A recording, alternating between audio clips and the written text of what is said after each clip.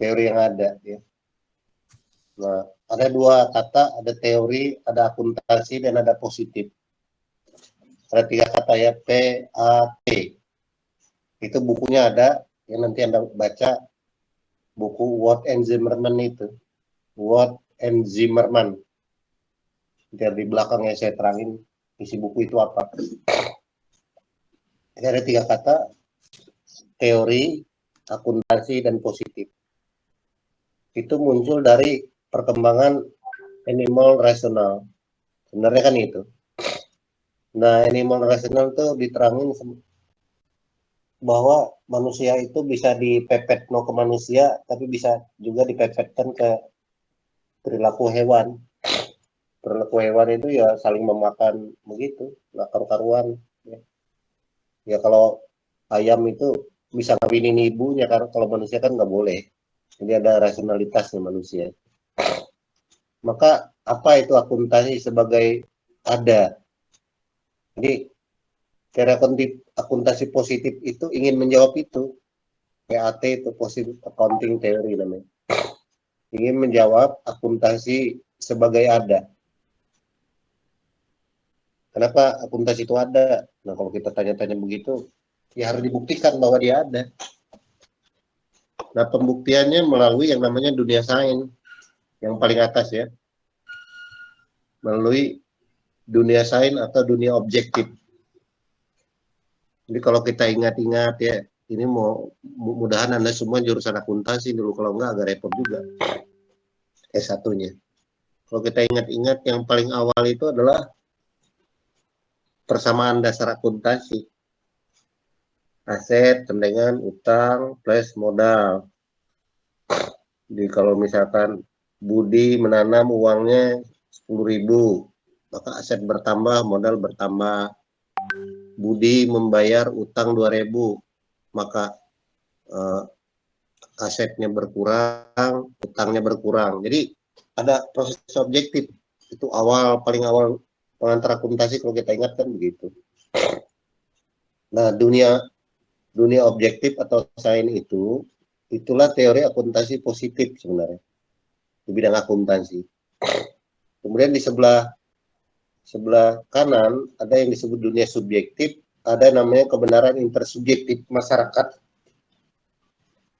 Jadi kita semua ini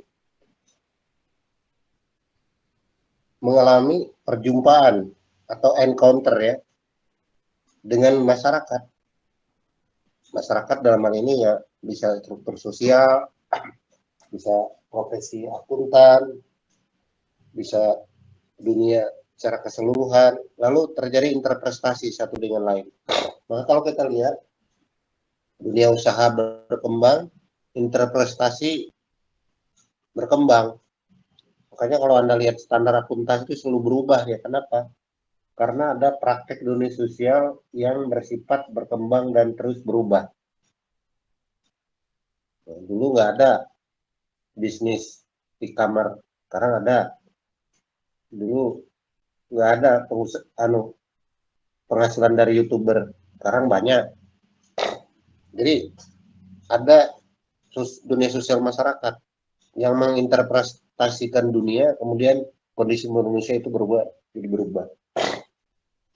Oke ya, maka akuntansi itu ada ya karena dia adalah interpretasi makna dunia, hubungan dua orang atau lebih. Maka akuntansi itu selalu ada dua sisi debit dan sisi kredit. Itu kan interpretasi aja supaya jadi ada laporannya. Oke, halaman berikut ya. Halaman berikut. Nah, manusia itu disebut tatanan ya. Tatanan itu di situ antroposentris. Antroposentris itu artinya pengetahuan ilmu itu didasarkan pada logos manusia tadi. Keutamaan manusia itu ada pada kemampuan dia untuk mengetahui. Mengetahui itu disebut knower. Knower itu subjek ya. Kemudian yang diketahui known pakai huruf N ya. Jadi ada knower, ada known. Nah, yang ketiga ada knowing. Knowing itu proses mengetahui. Kemudian kalau di total, knower, known, knowing, nah itu menjadi knowledge. Nah itu ya, paham ya. Knower itu Anda yang ini pulpen. Ini pulpen. Ini objek. Saya nawarnya, ini known. Nah, proses mengetahui bahwa ini pulpen ya ada di memori otak saya, namanya knowing. Nah, kalau di total 3 itu menjadi knowledge. Nah, itu tatanan cara manusia berpikir ya, paham ya?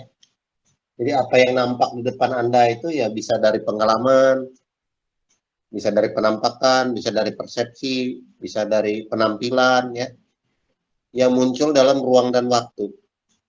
Nah, itu namanya dunia objektif yang oleh Kant itu disebut konstruksi transendental. Transendental itu apa yang ada di memori otak Anda. Jadi misalkan ini ya, mouse. Ini mouse belum ada dulu. Pertama ditemukan ini binatang apa ini kok muncul begini ya. Orang pikir-pikir ya, nawar berpikir, ini apa ya kita kasih nama ya. Ya udah deh, ini kasih namanya mouse karena mirip tikus. Nah, itu proses mengetahui. Nanti muncul knowledge, pengetahuan. Paham ya?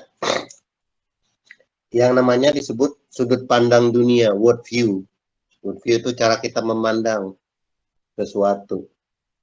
Kemudian yang sebelah kanan, ada hal yang belum kita definisikan. Nanti akan ada.